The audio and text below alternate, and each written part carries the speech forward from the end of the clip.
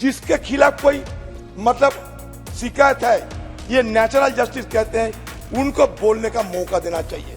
जैसे कि महुआ मत को नाम लिए गए, जिक्र किए गए, उनके खिलाफ शिकायतें हैं, तो उनको तो कम से कम बोलने का मौका देना चाहिए। नहीं, आप खुद बताइए सर। नया सदन ऐसा ना करे कि नया सदन एक नए कलंकित अध्याय की आगाज ना करे। ये मेरा शंका ही अभी हमारे पूरा डेमोक्रेसी का जो एक कलंक है, वो कलंक के बारे में वो बात करो। सुनने का हिम्मत नहीं है। आज सारी पार्टियों ने 3 लाइन व्हिप इशू किया है। मैं एक बुनियादी प्रश्न पूछना चाहता हूं।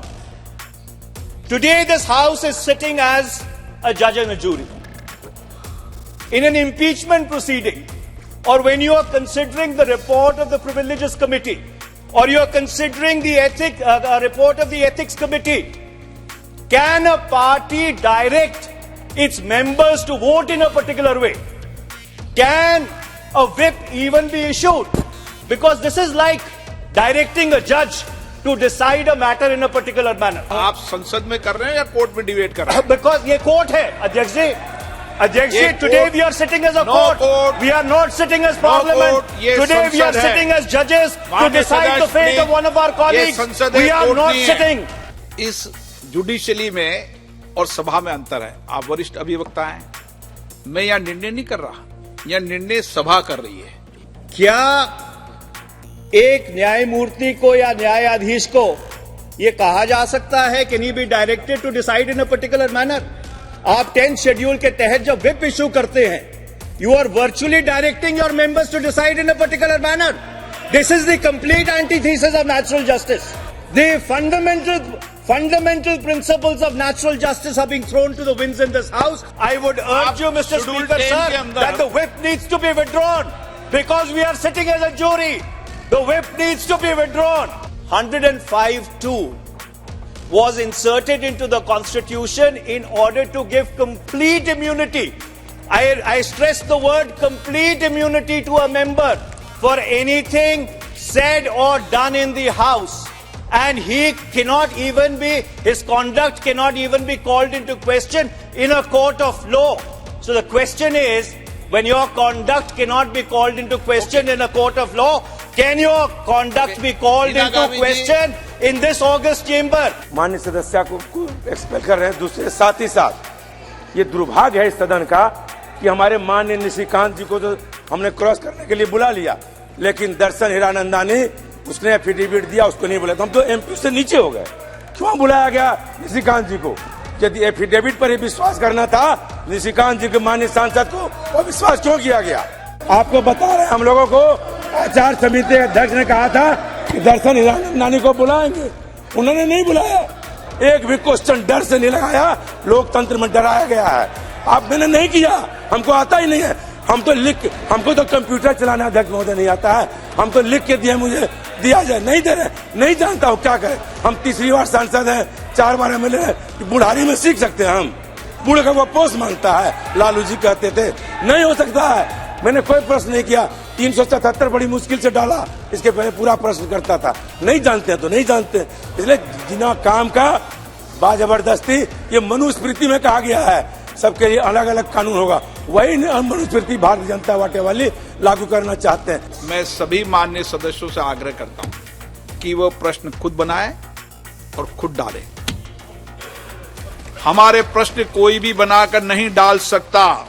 आपके खिलाफ इस विषय को लेकर गंभीर कार्रवाई हो सकती है। Because of who is the main man?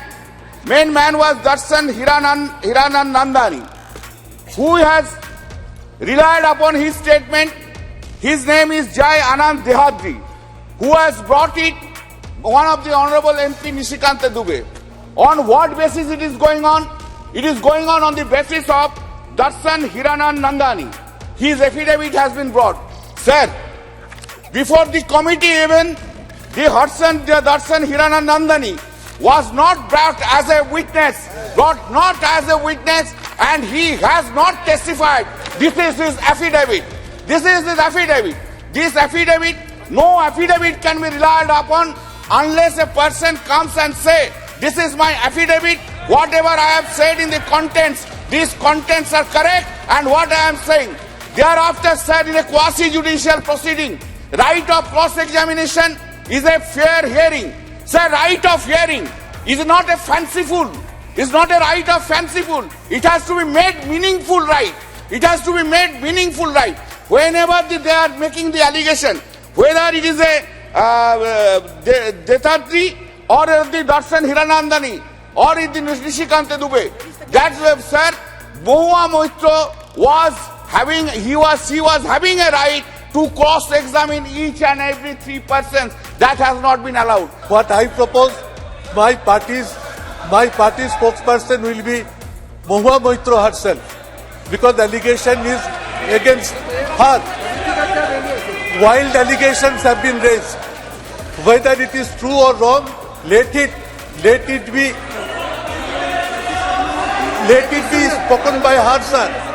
और जितने भी विपक्ष के मेरे बंधु बैठे हैं, मैं एक ही प्रश्न करना चाहती हूं कि यह जो मैडम महुआ मैत्र हमारी माननीय सांसद, हमारी माननीय सहकर्मी ने किया, वह सही था या गलत था?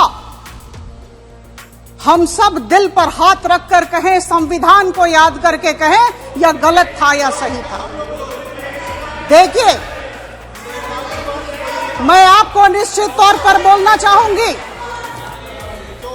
सर, मैं निश्चित तौर पर बोलना चाहूंगी कि सर 3 बैठकें हुई और इन 3 बैठकों में इन्हें समुचित समय दिया गया, बोलने का अपॉर्चुनिटी ऑफ बीइंग हर्ड दिया गया, लेकिन सर इन्होंने बदतमीजी की, इन्होंने असंवैधानिक शब्दों का प्रयोग किया, वॉकआउट कर गई।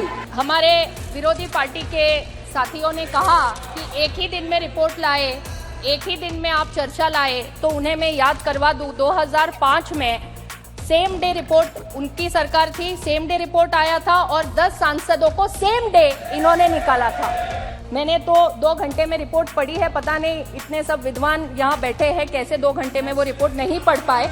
मैंने पूरा रिपोर्ट 2 घंटे में पढ़ा और उसमें मिस्टर हीरानंदानी जो बिजनेसमैन है, जिनकी कंपनी का इंटरेस्ट है और जो प्रमुख रूप से 5 सेक्टर्स में उनका इंटरेस्ट है, telecom, shipping, real estate, petroleum और पाइपलाइन।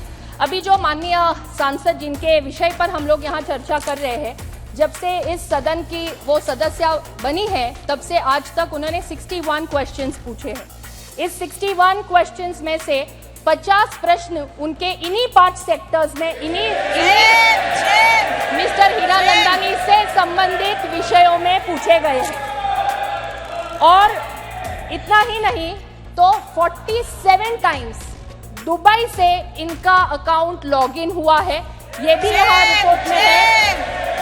6 बार यूके, यूएस, नेपाल, यहाँ से अकाउंट लॉगिन होके क्वेश्चंस अपलोड किए गए हैं। और ये चीज खुद माननीय सांसद महोदया ने एथिक्स कमेटी के सामने ये एक्सेप्ट किया है कि उनका आईडी और पासवर्ड ये उन्होंने खुद मिस्टर हीरानंदानी को और उनके कंपनी के लोगों को दिया था। माननीय सांसद महोदया है, उन्होंने तो खुद ये मान्य किया है कि उन्होंने आईडी पासवर्ड दिया, ये पहली बात। दूसरा, एक ही दिन में उनका अकाउंट लॉगिन होता है दिल्ली में, दुबई में, बैंगलोर में और यूएस में। 4 अलग अलग शहरों से यहाँ पे उनका अकाउंट लॉगिन हो रहा है। और जो यहाँ पे बार बार अपमान की बात वो लोग करते हैं, तो मैं यहाँ बोलना चाहूँगी कि जब मैं पूरा रिपोर्ट पढ़ रही थी तो रिपोर्ट में माननीय सांसद महोदया से जो एफिडेविट प्राप्त हुआ है, वो एफिडेविट के कंटेंट से रिलेटेड ही सवाल उनसे पूछे गए। उन्हें कोई व्यक्तिगत सवाल नहीं पूछा गया जिनसे उनको ये लगे कि हमारा यहाँ पे चीरहरण हो रहा है।